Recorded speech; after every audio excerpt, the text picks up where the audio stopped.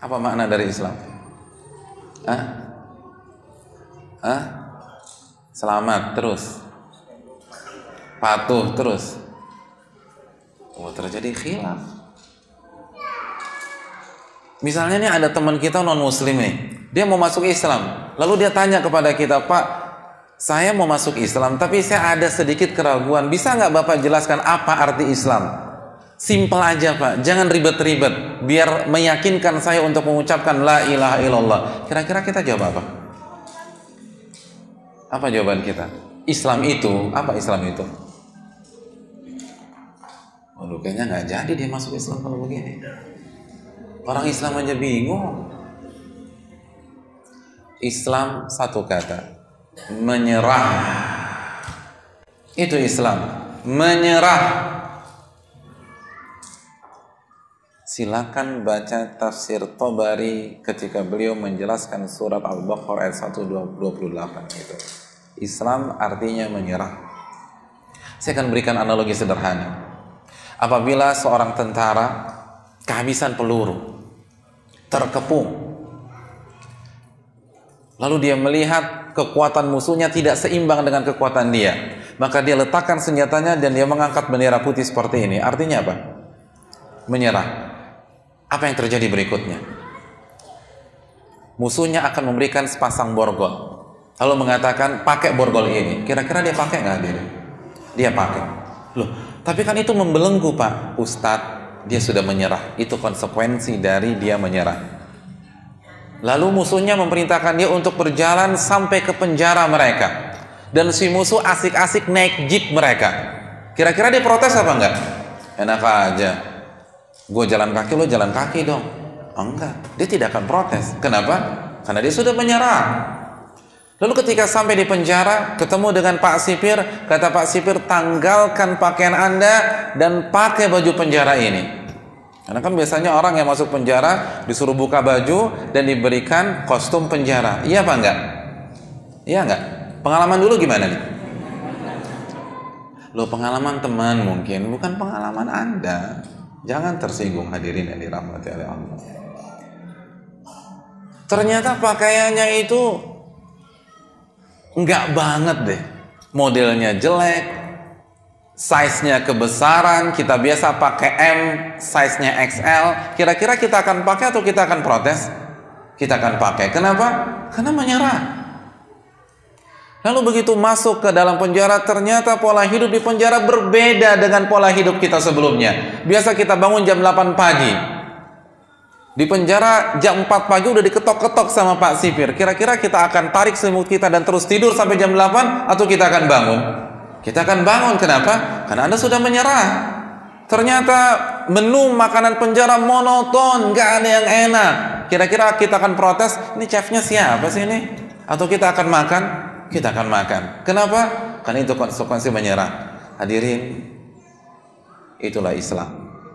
Allah berfirman, Qul inna salati wa nusuki wa mahyaya wa mamati lillahi rabbil alamin la syarikalah wa bidzalika umirtu wa ana awwalul muslimin. Katakanlah kepada hamba-hambaku wahai Muhammad, Allah perintahkan Nabi kita untuk menyampaikan kepada kita dalam surat Al-An'am ayat 162. Apa yang harus kita proklamirkan? Inna salati, sesungguhnya salatku, wa nusuki, dan ibadah serta sesembelihanku. Titik sampai di sini? Belum. Allah melanjutkan, wa mahyaya wa mamati, hidupku dan matiku lillah, aku serahkan kepada Allah. Serahkan kepada Allah, itu Islam. Bukan hanya sholat, bukan hanya puasa, bukan hanya sembelihan, bukan hanya zikir, tapi hidup mati kita serahkan kepada Allah. Karena arti Islam adalah menyerah. Marilah kita serahkan pola hidup kita, lifestyle kita kepada Allah Jalla wa'ala. Wa bidzalika umirtu, atau Allah mengatakan lillahi rabbil alamin la syarikalah, tidak ada sekutu bagi Allah. Artinya kita tidak boleh menyerahkan hidup dan mati kita kepada orang lain, kepada perusahaan kita, kepada tokoh kita, kepada pihak lain, kepada badan lain, kepada komunitas-komunitas lain, kepada budaya kita, hanya kepada Allah, la syarikalah. Wa bidzalika umirtu, dan inilah yang Allah perintahkan kepadaku. Wa ana awwalul muslimin, dan aku adalah orang Islam yang pertama. Silakan cek di buku terjemahan kita apa terjemahan closing statement dari ayat ini, maka kita akan dapatkan, dan aku adalah orang yang pertama kali menyerahkan diri kepada Allah Subhanahu wa taala. Islam adalah konsep menyerah kepada Rabbul Alamin, kepada pencipta kita, pemberi rizki kepada kita, yang menciptakan kita, yang menghidupkan dan mematikan kita. Islam adalah menyerah. Dan muslim adalah kata benda subjek, artinya orang yang menyerah. Dan muslimah adalah kata benda subjek untuk perempuan, artinya seorang wanita yang menyerah. Ini yang perlu kita camkan. Islam artinya menyerah, bukan membantah. Islam artinya menyerah, bukan mendebat. Islam artinya menyerah, bukan menolak. Jadi kalau kita ditanya, Kang, agama Akang itu apa? Saya seorang muslim. Artinya apa? Saya menyerah, bukan saya membantah. Kalau membantah itu bahasa Arabnya raddun. Nah gitu. Jadi kalau ada orang ngaku muslim tapi suka bantah ayat, bantah hadis, bantah syariat Allah, kayaknya dia perlu ganti nama deh. Kalau ditanya agamanya apa, Mas? Saya raddun. Nah itu baru cocok. Karena kalau saya muslim nggak cocok. Muslim itu artinya menyerah, bukan membantah.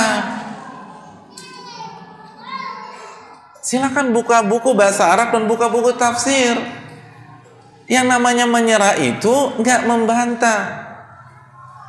Apabila ada seorang mengatakan saya muslim, tapi ketika dikasih ayat, dikasih hadis, diberikan catatan kaki, didebat, diberikan tanggapan, lalu tanya, Kang, agama Kang apa? Saya muslim. Keliru.